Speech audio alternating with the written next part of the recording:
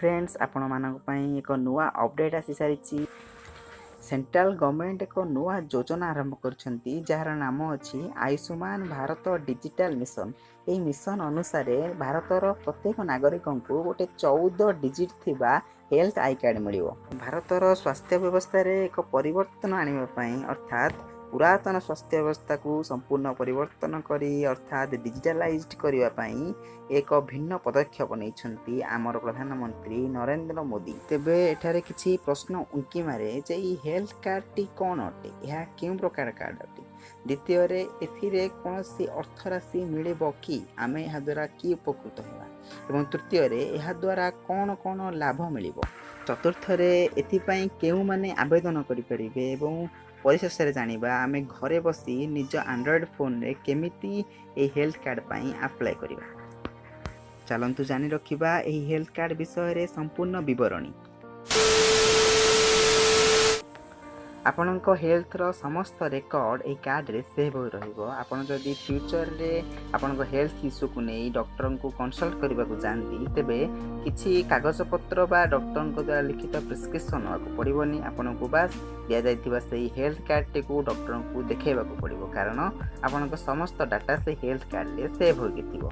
आपण भाबुथिबे कि ए कार्ड करबा द्वारा आपण को सरकार तरफ रु किछि आर्थिक सहायता मिलिबो बोली, तेबे आज्ञा एथरे कोनोसी अर्थ राशि मिलिबो नाही एवं कहि रखी ए कार्ड बनेइबा संपूर्ण देयमुक्त अटे। सपोज आपण अतीत रे असुस्थ होइथिले एवं ट्रीटमेंट पई किम्स मेडिकल जाइथिले एवं सुस्थ होई निज घर को रिटर्न करथिले।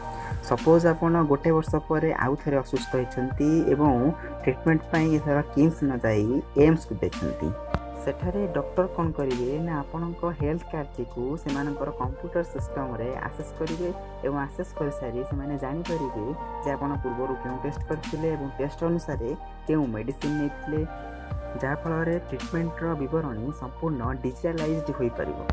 तेबे आसंतु देखिबा एही हेल्थ कार्ड टी को आम एंड्रॉइड फोन रे आमे किपरि अप्लाई करि परिबा। फास्ट कौन करिवे ना आपनक फोन रो क्रोम ब्राउजर को ऑन करिवे, सेतिरे सर्च करिवे health ID HEALTH health ID search कर सारा पर एमती गोटे पेज ओपन हेबो। देखंतु राइट साइड रे जो तीन डॉट अछि सेटा को टच करिवे, तळ को स्क्रॉल करिवे, देखिए गोटे डेस्कटॉप साइट अच्छी सेटा को आपण ऑन कर देबे। ऑन कर सारा परे नेक्स्ट एमती गोटे पेज आपणकर ओपन हेबो। देखंतु ए पेज रे गोटे प्लेस रे लिखा अछि create your health ID now, ता पर क्लिक करिबा। देन गोटे एमती इंटरफेस आसीबो जेनरेट भाया आधार कार्ड दे आपण आईडी बनेबे, नचेत आधार कार्ड नाही जदी नंबर दे करि पारंती क्लिक हियर रे, सेटा किछ आवश्यक नाही। आपण जेनरेट भाया आधार ऊपर क्लिक करंतु। क्लिक कला परे एमती गोटे इंटरफेस आसीबो एवं एठी आपणकर 12 डिजिट आधार नंबर देवा पई कहइबो। सेठी आपण आधार कार्ड नंबर टी दे दियंतु। आधार कार्ड नंबर दे सारला परे जदि किछि भूल थाए तेबे राइट साइड रे थिबा आई ऑप्शन ऊपर टच करी आपण आपणक नंबर टी को चेक मध्य कर परिबे। तापर तळ को स्क्रॉल करंतु, आई एग्री पाखरे टिक दियंतु, आई एम नॉट रोबोट पाखरे टिक दियंतु, तापर सबमिट ऑप्शन ऊपर क्लिक कर दियंतु। नेक्स्ट स्टेप रे आपणक आधार कार्ड जो नंबर रे लिंक अच्छी से नंबर को 30 सेकेंड भितर गोटे ओटीपी आसीबो, से ओटीपी टी को ए प्लेस रे फिल कर दियंतु। जदि ओटीपी आसीबारे टिके लेट हुए तेबे वेट मध्य कर पारंती। ओटीपी टी फिल कर सारला परे तळे देखंतु सबमिट ऑप्शन अच्छी, तापर क्लिक करंतु। तापर एमती गोटे इंटरफेस ओपन हेबो। आपणकर जदि किछि अल्टरनेट फोन नंबर अच्छी तेबे ए स्पेस रे सेटा फिल कर दियंतु, नहले बेटर हेबो आपणकर सेही नंबर टी को पुन थरे टाइप कर दियंतु। किछि समय परे सेही नंबर को गोटे ओटीपी आसीबो, से ओटीपी टी को ए प्लेस रे फिल कर दियंतु। फिल कर सारला परे तळे देखंतु गोटे ऑप्शन अच्छी सबमिट, तापरे क्लिक कर दियंतु। तापरे एमिति गोटे इंटरफेस टी आपणक मोबाइल रे ओपन हे जिवो। देखंतु आपणक आधार कार्ड रो अपडेट अनुसार आपणक ना शो करिवो। जदि टिके मिस्टेक थाए बा स्पेलिंग मिस थाए ताले ता ऊपर क्लिक करी आपण ताको ठीक कर दियंतु। तापर देखंतु जेंडर भी ठीक करिवे, मेल बा फीमेल ऑप्शन अनुसार। तापर ईमेल आईडी जदि आपणकर अछि तेबे दियंतु, नचे ठीक अछि चलिवो। तापर देखंतु डिस्ट्रिक्ट खोर्धा एवं स्टेट ओडिशा जदि एटा शो करनी तेबे ता ऊपर क्लिक करी आपणकर डिस्ट्रिक्ट एवं स्टेट को मध्य चूज करि परिबे।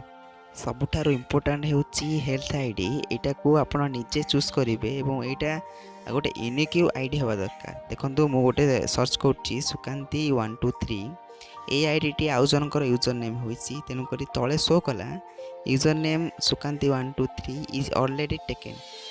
ସୋ ବର୍ତ୍ତମାନ ମୋତେ ଆଉ ଗୋଟେ ନାଁ ଚୁଜ୍ କରିବାର ଅଛି।